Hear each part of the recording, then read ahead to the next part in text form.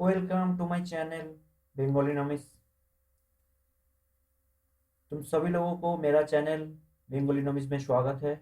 उम्मीद करता हूँ तुम सब लोग घर में हो और घर में रह के पढ़ाई कर रहे हो। तो इसके पहले जो टॉपिक में बात किए थे वो था प्रोडक्शन। वो आज हम लोग जिसके बारे में बात करेंगे वो है कॉस्ट। तो वीडियो में जाने से पहले please subscribe my channel and press the bell icon. तो चलो शुरू किया जाए। हेलो स्टूडेंट्स, आज हम लोग जिस टॉपिक के ऊपर बात करेंगे वो है कॉस्ट। हम लोग कॉस्ट का मतलब समझते हैं जो व्यय होता है, कुछ काम करने के लिए जो खर्चा होता है उसी को हम लोग कॉस्ट पकड़ लेते थे। लेकिन इसका शुरुआत हम लोग प्रोडक्शन में जो बात की है कि किसी चीज़ का production is a function of land, labour, capital and organisation. यह है प्रोडक्शन फंक्शन। ना अगर हम लोग कुछ प्रोडक्ट करेंगे तो ये जो फैक्टर है, इस फैक्टर को हमको कुछ वेट करना है।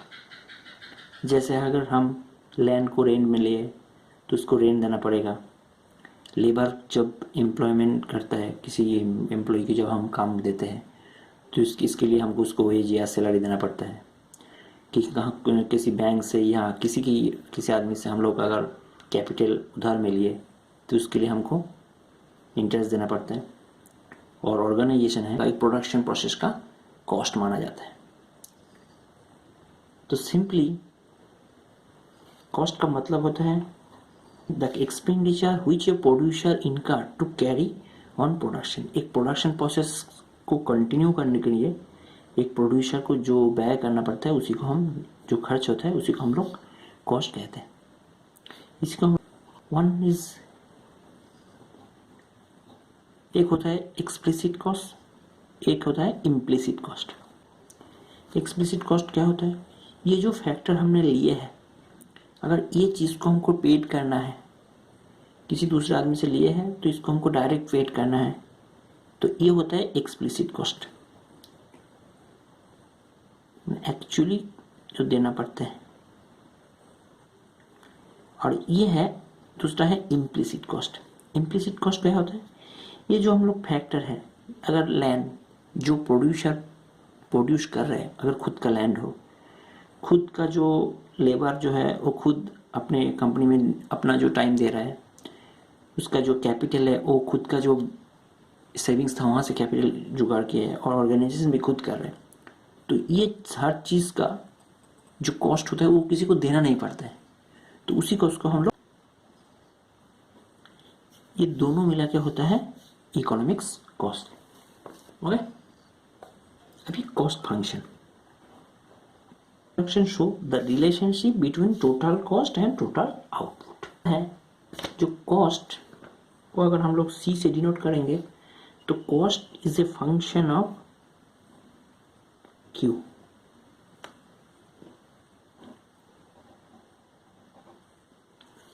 तो cost is a function of Q. अगर ये क्यू यहाँ पे भी लिखा है पी, इसको भी हम क्यू भी लिख सकते हैं, प्रोडक्शन और क्यू आउटपुट।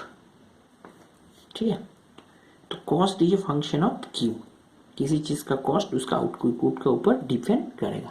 प्रोसेस है, अगर हम कुछ प्रोडक्शन प्रोसेस में गए तो हमको दो तरह का कॉस्ट होता है। एक होता है fixed cost. Fixed cost output के साथ इसका कुछ रिलेशनशिप नहीं है, डायरेक्ट रिलेशनशिप नहीं है। एक प्रोडक्शन प्रोसेस चालू करने के लिए जो फिक्स्ड कॉस्ट होता है उसके साथ प्रोडक्शन का डायरेक्ट कोई रिलेशनशिप नहीं है। फिक्स्ड कॉस्ट क्या होता है? बिल्डिंग का जो रेंट होता है वो फिक्स्ड कॉस्ट है, मशीनरी ये एक फिक्स्ड कॉस्ट है, ये सब है एक फिक्स्ड कॉस्ट का एग्जांपल। और एक होता है variable cost. Variable cost represent the expenses that is very with the level. Cost होता है जो प्रोडक्शन के साथ जिसका डायरेक्ट रिलेशनशिप है। अगर प्रोडक्शन बढ़ेगा तो वेरिएबल कॉस्ट बढ़ेगा, प्रोडक्शन घटेगा तो वेरिएबल कॉस्ट कम हो जाएगा। तो इसके एग्जांपल है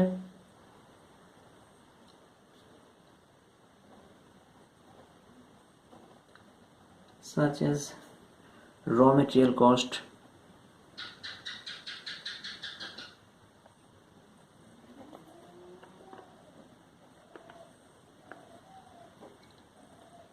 एक्सेट्रा।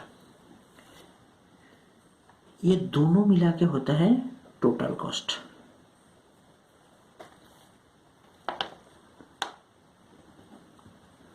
तो टोटल कॉस्ट क्या represent the lowest total rupees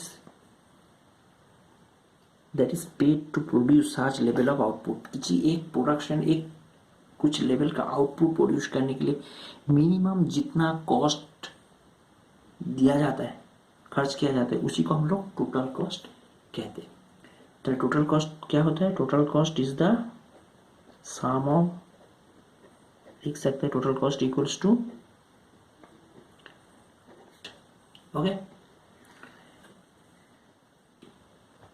इस ग्राफ में कॉस्ट कर्व को रिप्रेजेंट करेंगे। इस तरफ क्वांटिटी माप रहे, इस तरफ टोटल फिक्स्ड कॉस्ट माप रहे फर्स्ट टाइम। तो हम लोग क्या बोले हैं, ये फिक्स्ड कॉस्ट प्रोडक्शन के ऊपर डिपेंड नहीं है। अगर हम इतना भी प्रोडक्शन करें, इतना भी प्रोडक्शन करें और इतना भी प्रोडक्शन करें, ये फिक्स्ड कॉस्ट फिक्स्ड होता है। तो फिक्स्ड कॉस्ट फिक्स्ड होता है। तो ये है हमारा TFC लाइन, इसे हम लोग टोटल फिक्स्ड कॉस्ट दिखाएंगे। तो हम प्रोडक्शन, जैसे लैंड का जो रेंट है, जैसे इंटरेस्ट है, जैसे मशीनरी का जो खर्चा है, ये सब फिक्स्ड कॉस्ट में जाता है। अभी बात करते हैं वेरिएबल कॉस्ट। वेरिएबल कॉस्ट क्या है ना, प्रोडक्शन प्रोसेस के साथ जिसका वेरी करता है, जो प्रोडक्शन प्रोसेस में जो वेरी करता है। प्रोडक्शन बढ़ेगा तो फिक्स्ड वेरिएबल कॉस्ट बढ़ेगा, प्रोडक्शन घटेगा तो वेरिएबल कॉस्ट घटेगा। तो अगर हम यहाँ से शुरू करेंगे तो ये जितना आगे जाएंगे ये भी बढ़ता जाएगा, ये भी बढ़ता जाएगा। लेकिन अगर हम लोग ये सीधा लाइन लेंगे तो देखो प्रोपोर्शन चेंज सेम होता है, प्रोपोर्शन चेंज सेम होता है। लेकिन हम लोग जो प्रोडक्शन का बात किए हैं, प्रोडक्शन बात किए, तो हम बोले हैं जो ये अगर प्रोडक्शन का जो लाइन था वो कुछ इस तरह का था, इस तरफ TP मेज़र किया था, AP मेज़र किया था एंड MP मेज़र किया, इस तरफ L मेज़र कर रहे हैं, इधर TP, AP और MP मेज़र कर रहे हैं। तो यहाँ पे हम क्या देख रहे हैं, जो हम लेबर जितना बढ़ा रहे हैं, फर्स्ट टाइम लेबर का आउटपुट बढ़ता है इंक्रीजिंग हर में। वो जो हम लोग आए रिटर्न टू स्केल बढ़ा था, जो increasing returns to scale, decreasing returns to scale and constant returns to scale. तो यहाँ पे हम लोग प्रोडक्शन प्रोसेस का जो होता है, ये TP लाइन है, ये जितना L बढ़ाएंगे फर्स्ट टाइम उसका आउटपुट ज़्यादा बढ़ेगा।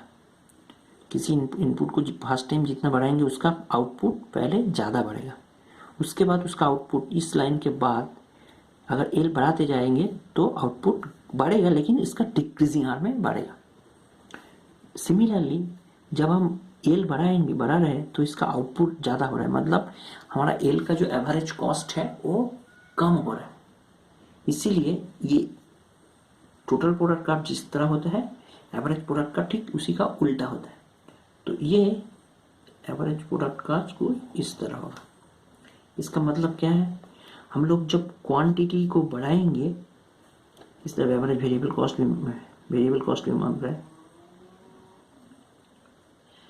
हम लोग, जब ये जो क्वांटिटी जो बढ़ाएंगे प्रोडक्शन का प्रोसेस में, प्रोडक्शन जितना बढ़ाएंगे फर्स्ट टाइम प्रोडक्शन बढ़ने के साथ साथ कार कॉस्ट घटता जाएगा, यहाँ तक है जो घट रहा है।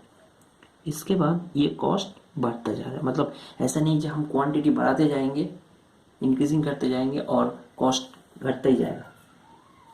कुछ ही तब जितना यहाँ पे इंक्रीजिंग है, ये जब इंक्रीजिंग रेट में है, ये भी यहाँ पे डिक्रीजिंग रेट है, उल्टा होता है। तो फर्स्ट टाइम हम क्वांटिटी बढ़ाएंगे तो कॉस्ट घटेगा, लेकिन कुछ लिमिटेशन के बाद अगर क्वांटिटी प्रोडक्शन बढ़ाएंगे तो टोटल कॉस्ट और वेरिएबल कॉस्ट बढ़ेगा। तो ये है हमारा फिक्स्ड कॉस्ट और ये हमारा वेरिएबल कॉस्ट, ठीक है। यह टोटल फिक्स्ड कॉस्ट, यह वेरिएबल कॉस्ट। तो अभी इन दोनों को मिला के, इन दोनों को अगर हम मिलाएंगे तो हमको एक लाइन मिलेगा, वो है ऐसा होगा, ठीक है, तो ये होगा हमारा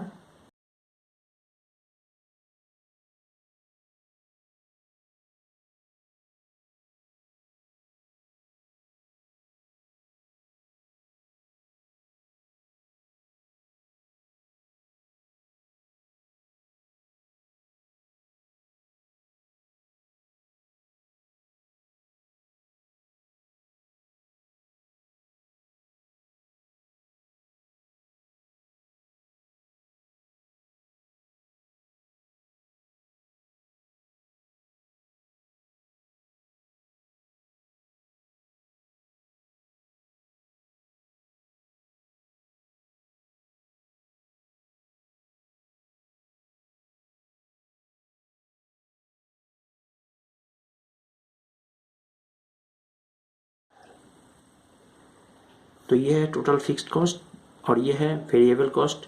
इन दोनों को मिला के हमको मिलता है टोटल कॉस्ट। तो ये है आज का टॉपिक, अभी यहाँ तक है।